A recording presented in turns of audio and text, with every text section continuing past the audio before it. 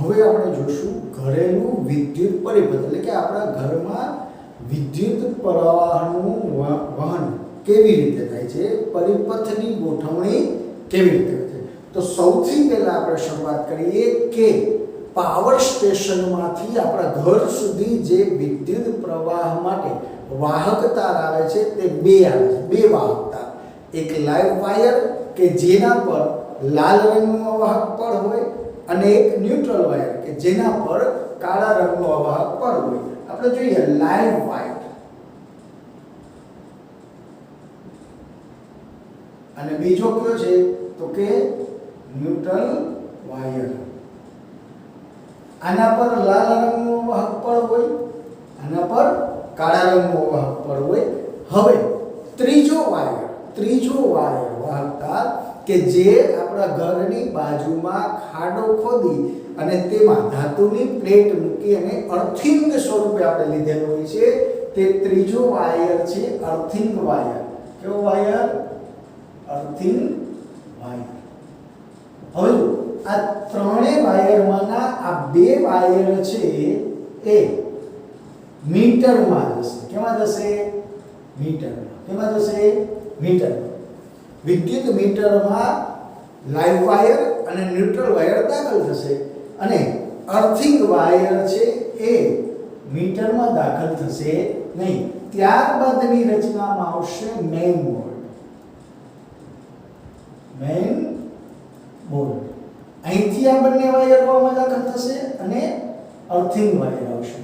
Main બોર્ડમાં શું હોય છે તો મેઇન બોર્ડની અંદરથી હવે વાહક તારનું વિભાજન થશે। જુદી જુદી ઘણી બધી પદ્ધતિઓથી વાહક તારનું વિભાજન હોય છે। અહીંયા આપણે એક જ રૂમની અંદર વાહક તાર અથવા તો વિદ્યુત પરિપથ કેવી રીતે પથરાયેલો હોય તેની ચર્ચા કરશું। તો એ રૂમની અંદર અહીંથી બે પ્રકારના વિદ્યુત પ્રવાહનું વહન થવા માટે બે જુદી જુદી લાઈનો હોય।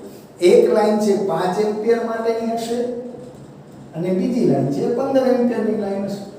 ઊંચા પાવર રેટિંગ વાળા ઉપકરણો છે તે 15 એમ્પિયર પર ચાલશે અને નીચા પાવર રેટિંગ વાળા ઉપકરણો લાઇટ, પંખા, ટ્યુબલાઇટ આ બધું જ છે એ 5 એમ્પિયર ઉપર ચાલશે। જ્યારે એર કુલર છે, ઘરઘંટી છે, વોશિંગ મશીન છે આ બધા 15 એમ્પિયર પર ચાલશે।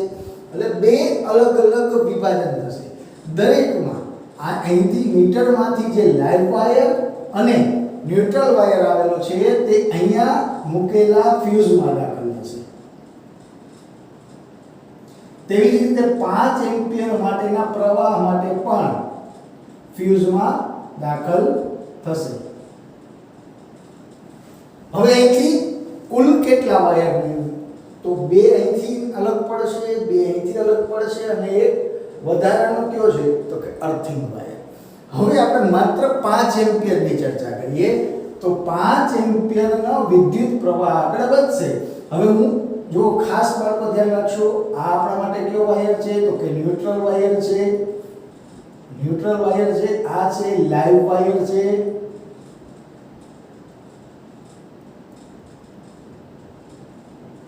અને આ અર્થિંગ વાયર છે। તો લાઈવ વાયરને ઓન ઓફ ની સ્વિચ સાથે જોડવામાં આવે છે। ઓન ઓફ ની સ્વિચ સાથે કને જોડવામાં આવે છે તો કે લાઈવ વાયરને જે ઉપકરણો હોય આપણે અહીંયા પ્લગ દોરીએ તો પ્લગમાં એક બાજુએ લાઈવ વાયરને આપવામાં આવે છે।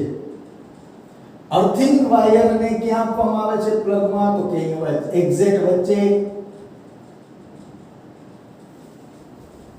ન્યુટ્રલ વાયર છે સીધો જ દાખલ થશે।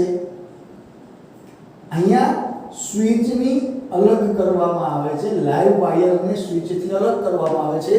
જ્યારે ન્યુટ્રલ વાયર છે સીધો જ સંપૂર્ણ રૂમમાં વહન પામે છે। એટલે કે ન્યુટ્રલ વાયર છે એને ઓન ઓફ ની સ્વિચ આપવાની જરૂર રહેતી નથી। એક જ વાયર છે સળંગ રીતે બધા જ ઉપકરણો સુધી પહોંચાડવામાં આવે છે। જ્યારે લાઈવ વાયર છે તેને તમારે સ્વિચ બોર્ડ સુધી પહોંચાડવો પડે છે।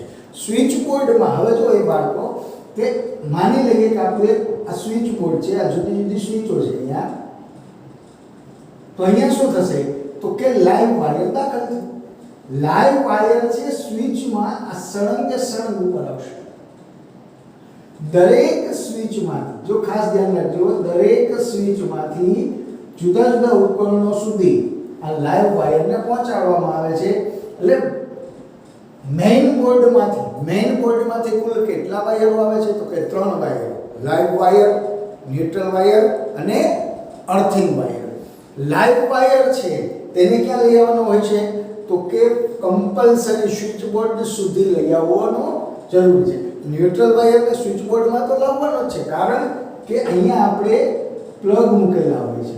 તો પ્લગ મૂકેલા છે ત્યાં ન્યુટ્રલ વાયરની જરૂર છે. ન્યુટ્રલ વાયર છે એ સીધો જ દરેક ઉપકરણ સુધી અને પ્લગ સુધી પહોંચે છે. જ્યારે લાઈવ વાયર છે સ્વિચ દ્વારા, સ્વિચમાં થઈ અને ત્યાંથી તેનું શું થશે? વિભાજન થશે. જે સ્વિચ છે, જે ઉપકરણને તમે ચાલુ બંધ કરવા માટે ઉપયોગ કરવાનો હોય તે અનુસાર અહીંથી વાયરને, લાઈવ વાયરને મોકલવામાં આવે છે. અર્થિંગ વાયર, તો અર્થિંગ વાયર એવા ઉપકરણોને તો ખાસ જરૂર આપવા જરૂરી છે કે જે ઉપકરણોની બાહ્ય સપાટી ધાતુની બનેલી હોય. જે ઉપકરણોની બાહ્ય સપાટી ધાતુની બનેલી હોય તેને અર્થિંગ વાયરથી રક્ષણાત્મક આવરણ આપી શકાય. આ જે ત્રીજી પિન છે એમાં પણ અર્થિંગ વાયર આપવામાં આવે છે. હવે આપણે જોઈએ કે આપણી ટેક્સ્ટ બુકમાં જે આપેલી છે આકૃતિ, આપણી ટેક્સ્ટ બુકની આકૃતિ તમે જુઓ તો તમને આકૃતિમાં જોવા મળશે કે મુખ્ય 2 વાયર આવે છે, લાઈવ વાયર અને ન્યુટ્રલ વાયર. તેમાં લાઈવ વાયરમાં આગળ એક ફ્યુઝ મૂકેલો છે. ફ્યુઝમાં તમને દર્શાવેલું છે, જો ફ્યુઝમાં દર્શાવેલું છે કે ઇલેક્ટ્રિસિટી બોર્ડ દ્વારા મૂકેલો ફ્યુઝ. ત્યારબાદ કેમાં આવે છે? તો કે મીટરમાં આવે છે. મીટરમાંથી લાઈવ વાયર અને ન્યુટ્રલ વાયર ક્યાં જશે? મેઇન બોર્ડમાં જાય છે. ત્યારે અર્થિંગ વાયર પણ ત્યાં સુધી પહોંચે છે. ત્યાંથી પરિપથનું વિભાજનની શરૂઆત થાય છે. એ તમારી એક્ઝામમાં, પરીક્ષામાં અત્યારે દર્શાવેલી ટેક્સ્ટ બુકની આકૃતિ દોરવાની રહેશે. આ માત્ર સમજૂતી છે. બોર્ડમાં તમને જે કરાવેલું છે માત્ર સમજૂતીનું છે. ટેક્સ્ટ બુકની આકૃતિ મુજબનું વર્ણન હવે આપણે જોઈએ.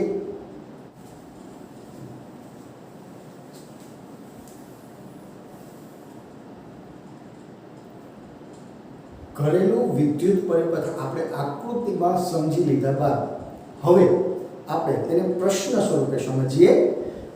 આપણા ઘરમાં વિદ્યુત પાવર મેઇન સપ્લાય દ્વારા આવે છે. આપણે જોયું કે થાંભલાઓ દ્વારા અથવા તો જમીનમાં પાથરેલા તાર દ્વારા આપણા ઘર સુધી મેઇન પાવર, મેઇન લાઇન્સ આપણા સુધી આવે છે. તે ઓવરહેડ વિદ્યુતના થાંભલા અથવા તો ભૂમિગત કેબલો દ્વારા આપણા સુધી પહોંચે છે. આ સપ્લાયમાં લાઈવ વાયર એટલે કે લાલ અવાહક આવરણ, ન્યુટ્રલ વાયર કાળું અવાહક આવરણ, આ 2 વાયરો મેઇન સપ્લાયમાં હોય છે. અને ત્રીજો વાયર અર્થિંગ વાયર કે જે આપણે આપણા ઘરની આસપાસ ખાડો ખોદી અને તેમાં ધાતુની પ્લેટ દ્વારા મેળવીએ છીએ. તે લીલું અવાહક પડ ધરાવતું આવરણ દર્શાવતો હોય છે. આના દ્વારા આવે છે. એટલે મેઇન બોર્ડથી આપણે કેટલા વાયરો નિર્માણ પામે છે? 3. ઓવરહેડ લાઇન દ્વારા 2 વાયર આવે છે. લાઈવ વાયર જે ધન વીજવાળી કરે છે અને એક ન્યુટ્રલ વાયર જે ઋણ વીજવાળી કરે છે. લાઈવ વાયર અને ન્યુટ્રલ વાયર વચ્ચેના વિદ્યુત સ્થિતિમાનનો તફાવત 220 વોલ્ટ હોય છે અને એસી ની આવૃત્તિ કેટલી હોય છે? તો કે 50 હર્ટ્ઝ હોય છે. ઘરમાં લગાવેલ મીટર બોર્ડમાં આ વાયરો મુખ્ય ફ્યુઝ, આપણે જોયું કે ફ્યુઝમાં થઈને આગળ વધે છે. મુખ્ય ફ્યુઝમાંથી પસાર થઈ વિદ્યુત મીટરમાં દાખલ થાય છે. તેમને મેઇન સ્વિચમાંથી પસાર કરી ઘરના લાઈન વાયરો સાથે જોડવામાં આવે છે. મેઇન સ્વિચ તમે જોશો કે તમારા ઘરની મેઇન બોર્ડ હશે, તેમાં એક મેઇન સ્વિચ હશે જેને આપણે પાડી દઈશું એટલે સંપૂર્ણ ઘરમાં લાઇટ બંધ થઈ જશે. આ મેઇન સ્વિચમાં થઈ અને વાયરો ઘરમાં લાઈન વાયર સાથે જોડવામાં આવે છે. આ વાયરો ઘરના જુદા જુદા પરિપથમાં વિદ્યુત ઉર્જા પૂરી પાડે છે. હવે આપણે એ પણ ચર્ચા કરેલી હતી કે મેઇન બોર્ડમાંથી 2 પ્રકારની લાઈન અલગ પડે છે કે જેના વિદ્યુત પાવર રેટિંગ અલગ અલગ હોય છે. એક 15 એમ્પિયર અને 5 એમ્પિયર. 15 એમ્પિયર પાવર રેટિંગ ધરાવતી લાઈન છે મોટા ઉપકરણોને આપવામાં આવે છે, જ્યારે 5 એમ્પિયરની લાઈન છે નાના ઉપકરણો લાઇટ, પંખા, ટીવી જેવા ઉપકરણોને આપવામાં આવે છે. ઘણીવાર ઘરમાં બે અલગ અલગ પરિપથ હોય છે. એક 15 એમ્પિયર વિદ્યુત પ્રવાહ રેટિંગ ધરાવતો પરિપથ કે જે વધુ પાવર રેટિંગ ધરાવતા વિદ્યુત ઉપકરણો જેવા કે geyser, air cooler, air condition વગેરે માટે વપરાય છે, જ્યારે બીજો 5 એમ્પિયર વિદ્યુત પ્રવાહ રેટિંગ ધરાવતો પરિપથ કે જે બલ્બ, પંખા, રેડિયો વગેરે માટે વપરાય છે. અર્થિંગ વાયર, ખાસ બાળકો ધ્યાન રાખજો, અર્થિંગ વાયર છે બહુ મહત્વનું છે. તમને અગાઉ સમજાવી દીધેલું છે કે અર્થિંગ વાયર છે બહુ જ મહત્વનું છે અને તે અર્થિંગ વાયર આપણા ઘરમાં હોવું જ જોઈએ. મોટે ભાગે ઘરની નજીક ઊંડે જમીનમાં ધાતુની પ્લેટ સાથે સ્થાનિક અર્થિંગ સાથે જોડેલું છે. ઘરની અંદર દરેક અલગ પરિપથમાં અલગ ઉપકરણો લાઈવ અને ન્યુટ્રલ વાયર વચ્ચે જોડવામાં આવે છે. દરેક ઉપકરણને અલગ ઓન ઓફ ની સ્વિચ આપવામાં આવેલું છે જેથી પરિપથ કાં તો પૂર્ણ કરી શકાય અથવા તો પરિપથમાંનો વિદ્યુત પ્રવાહને આપણે બંધ કરી શકાય. ઉપકરણ ચાલુ કે બંધ કરવા માટે દરેક ઉપકરણ માટે અલગ અલગ ઓન ઓફ ની સ્વિચ હોય છે. દરેક ઉપકરણોને સમાન વિદ્યુત સ્થિતિમાનનો તફાવત, આપણે એ પણ જોયું હતું કે વિદ્યુત પરિપથના જોડાણમાં બે પ્રકારના જોડાણ આવે, શ્રેણી જોડાણ અને સમાંતર જોડાણ. તો ઘરમાં જનરલી સમાંતર જોડાણ હોય છે. દરેક ઉપકરણને સમાન વિદ્યુત સ્થિતિમાન મળી રહે તે માટે તેમને એકબીજા સાથે સમાંતર જોડવામાં આવે છે. હવે આ સમાંતર જોડેલ વિદ્યુત ઉપકરણોમાં આપણને યાદ કરો, સમાંતર જોડાણ યાદ કરો કે વિદ્યુત સ્થિતિમાન છે દરેક ઉપકરણને સમાન મળે અને વિદ્યુત પ્રવાહની શું થાય? વહેંચણી થાય. વિદ્યુત પ્રવાહની વહેંચણી થાય, વિદ્યુત પ્રવાહનું મૂલ્ય ઘટે. આ થઈ ઘરેલું વિદ્યુત પરિપથની ચર્ચા. ઘરેલું વિદ્યુત પરિપથની ચર્ચા દરમિયાન તમારે આકૃતિ દોરવી જરૂરી છે.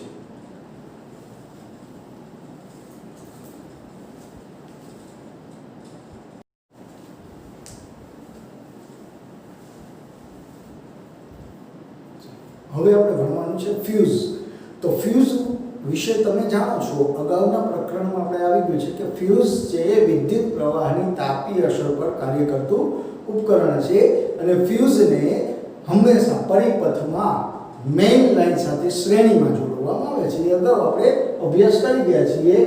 તમામ ઘરેલું વિદ્યુત પરિપથમાં વિદ્યુત ફ્યુઝ છે એક મહત્વનો વિદ્યુત ઘટક છે. તેના ઉપયોગથી પરિપથમાં શોર્ટ સર્કિટ કે ઓવરલોડિંગને કારણે થતા અકસ્માતો જેવા કે વિદ્યુત શોક, આગ લાગવી, વિદ્યુત ઉપકરણોને નુકસાન થવું વગેરેને આપણે શું કરી શકીએ છીએ? અટકાવી શકીએ છીએ. ફ્યુઝ એ અતિ મહત્વની અને સલામત રચના છે. ફ્યુઝને તમે જોયા જ છે, આપણે બે પ્રકારના ફ્યુઝની ચર્ચા કરેલી હતી. એક નાનકડા કાચની નળીમાં આવતા અને એક બીજું અવાહક પડવાળા બે ધાતુના છેડાવાળા. ફ્યુઝ એ નીચા ગલન ફ્યુઝ વાયર હોય ને, ફ્યુઝ વાયર એ નીચા ગલન બિંદુવાળો ટૂંકો પાતળો ટીન પ્લેટેડ તાંબાનો તાર, ઉપર ટીનનું આવરણ ધરાવતો તાંબાના તારનો બનેલો છે. પરિપથમાં વિદ્યુત પ્રવાહ સલામત મર્યાદા કરતા વિદ્યુત ઉપકરણોની જે મર્યાદા હોય તેના કરતા વધી જાય તો તે ઓગળી જાય છે, એટલે કે વિદ્યુત વાયર ઓગળી જાય છે. તેથી પરિપથ કેવો થઈ જાય છે? ખુલ્લો બની જાય છે. પરિપથમાં વિદ્યુત પ્રવાહનું વહન શક્ય નથી થતું. ફ્યુઝ વિશે અગત્યના મુદ્દાઓ, તો કે ફ્યુઝને હંમેશા લાઈવ વાયર સાથે શ્રેણીમાં જોડવામાં આવે છે. ફ્યુઝ હંમેશા પરિપથની શરૂઆતમાં જોડવામાં આવે છે. પરિપથ પૂરો થતો હોય ત્યાં જોડવાનું નથી. ફ્યુઝ વાયર જેમ જાડો તેમ તેના વિદ્યુત પ્રવાહ વહેવાની ક્ષમતા વધારે. જો ઊંચા વિદ્યુત રેટિંગ ધરાવતું ઉપકરણ ચલાવવું હોય તો તેમાં વપરાતો ફ્યુઝ પણ ઊંચા રેટિંગ વાળો હોવો જોઈએ. મહત્તમ વિદ્યુત પ્રવાહ જે ઉપકરણ ખમી શકે એમ હોય તેના કરતાં ઓછા વિદ્યુત પ્રવાહ ધારણ ક્ષમતા ધરાવતો ફ્યુઝ વાપરવો જોઈએ. ઘરેલું વિદ્યુત પરિપથમાં વપરાતા બે વિવિધ પ્રકારના ફ્યુઝ આકૃતિમાં દર્શાવેલા છે કે જેને તમે ઓળખો છો, અગાઉના પ્રકરણમાં પણ આવી ગયા છે. વિદ્યુત ફ્યુઝના ઉપયોગથી વિદ્યુત પરિપથમાં તથા વિદ્યુત ઉપકરણમાં વહેતા અનિચ્છનીય ઉચ્ચ વિદ્યુત પ્રવાહને અટકાવી સંભવિત નુકસાનથી બચી શકાય છે. એટલે કે વિદ્યુત ફ્યુઝ છે અતિ મહત્વનું છે. નાના ઉપકરણો લો તો એમાં પહેલા પ્રકારનો વિદ્યુત ફ્યુઝ હોય, જ્યારે તમે તમારા ઘરના ઉપકરણો સાથે જોડેલ ફ્યુઝ જોશો તો બીજા પ્રકારનો ફ્યુઝ હોય. ખાસ હવે બીજું મહત્વનું કે જો તમારા ઘરમાં ફ્યુઝ ન હોય તો હાલના સમયમાં ફ્યુઝના સિદ્ધાંત પર કાર્ય કરતી સ્વિચો આવી ગઈ છે, જેને એમસીબી કહેવાય છે. તે પણ વિદ્યુત પ્રવાહની તાપીય અસર પર કાર્ય કરે છે. જો શોર્ટ સર્કિટ થાય અથવા તો કોઈ ઉપકરણમાં પાવર રેટિંગ વધી જાય તો આ એમસીબી જે સ્વિચ છે એ બંધ થઈ જાય છે. એટલે કે વિદ્યુત પ્રવાહની તાપીય અસર ઉપર કાર્યરત સ્વિચો પણ હવે હાલના સમયમાં અવેલેબલ છે. ફ્યુઝનો અભ્યાસ કર્યો એ સમય દરમિયાન આપણે બે શબ્દથી પરિચિત થયા, શોર્ટ સર્કિટ અને ઓવરલોડિંગ. તો શોર્ટ સર્કિટ શું છે? તો કે જ્યારે પરિપથમાં લાઇવ વાયર અને ન્યુટ્રલ વાયર અકસ્માતે કોઈ આકસ્મિક કારણોથી ભેગા થઈ જાય ત્યારે પરિપથનો કુલ અવરોધ શૂન્ય થઈ જાય છે. કુલ અવરોધ લગભગ કેવો થઈ જાય છે? શૂન્ય થઈ જાય છે, જેને કારણે પરિપથમાં ખૂબ મોટા પ્રમાણમાં વિદ્યુત પ્રવાહ વહેવા લાગે છે અને તેને કારણે આગ લાગવાની સંભાવના કે બે વાયરો વચ્ચે